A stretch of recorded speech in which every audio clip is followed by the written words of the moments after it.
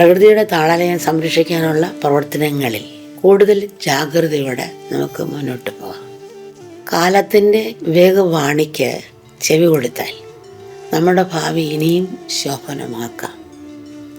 അതുപോലെ തന്നെ മനുഷ്യർ തമ്മിലും രാജ്യങ്ങൾ തമ്മിലുമുള്ള സ്നേഹവും സൗഹൃദവും ഊട്ടിയുറപ്പിക്കാൻ നമുക്ക് ആത്മാർത്ഥമായി പ്രയത്നിക്കാം, ഹൃദയം തുറന്ന് പ്രാർത്ഥിക്കാം.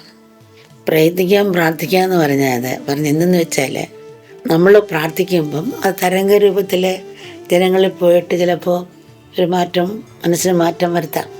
ശരിക്കും അവൻ്റെ ഹൃദയത്തിലൊരു ആഗ്രഹം കൂടി വേണം. ഏതോ ഒരു തരംഗ രൂപമാണല്ലോ. ഇപ്പം നമ്മളൊരു പാട്ട് പാടിയാൽ ആ പാട്ടിനെ കമ്പ്യൂട്ടർ നോക്കുമ്പോൾ പാട്ട് കേൾക്കുന്നത് തരംഗ രൂപത്തിലാണ് വരുന്നത്. തരംഗ രൂപത്തിലാണ് ആ പാട്ട് വരുന്നത്. അപ്പം അതുപോലെ നമുക്ക് രണ്ടും വേണം. വണ്ടി ഓടിച്ചുകൊണ്ട് പോയപ്പോൾ ഒരു കുഴിയിലോട്ട് വീണ് ഒരു താഴ്ചകളൊക്കെ ആയിട്ട് വേണം. അപ്പോൾ ആ വണ്ടിയിൽ ഡ്രൈവർ ഇറങ്ങി ചെന്ന് അടുത്തൊരു മലയുണ്ട്, മേളിൽ കയറി ഒരു ആസനം ഇട്ടുണ്ട്, പ്രാർത്ഥിക്കുക, ഈശ്വര വണ്ടി പൊക്കി തരണേ. നമുക്ക് വീണ്ടും കുഴി കിടക്കുക.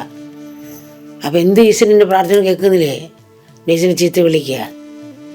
അപ്പോൾ ഒരശ്ശരി കേട്ടാ നീ ആ കുഴി പ്രാർത്ഥിച്ചുകൊണ്ട് തെല്ല്. അപ്പോൾ രണ്ടും നമുക്ക് വേണം നമ്മുടെ ഭാഗത്തുനിന്ന്. നിരാശയ്ക്ക് അധീനരാകാതെ പ്രത്യാശയുടെ ദീപം നമ്മുടെ ഹൃദയങ്ങളിൽ തെളിയിക്കുക. കാലത്തിൻ്റെ ഒഴുക്കിനെ കുറിച്ച് ഉറപ്പെടുത്തുന്ന സമയമാണ് പുതുവത്സരപ്പിറവി.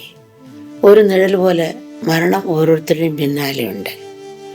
ശരീരമാകുന്ന ഈ വാടക വീട്ടിൽ നിന്നും ഏത് നിമിഷവും നമ്മൾ ഇറങ്ങിപ്പോകേണ്ടി വരും.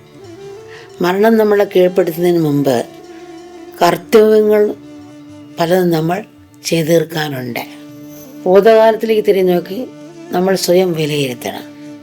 ഭാവിയിലേക്ക് നോക്കി ദീർഘവീക്ഷണത്തോടെ കർമ്മനിരതരാകണം. അതിനുള്ള ഉറച്ച തീരുമാനത്തിനുള്ള സമയമാണിത്.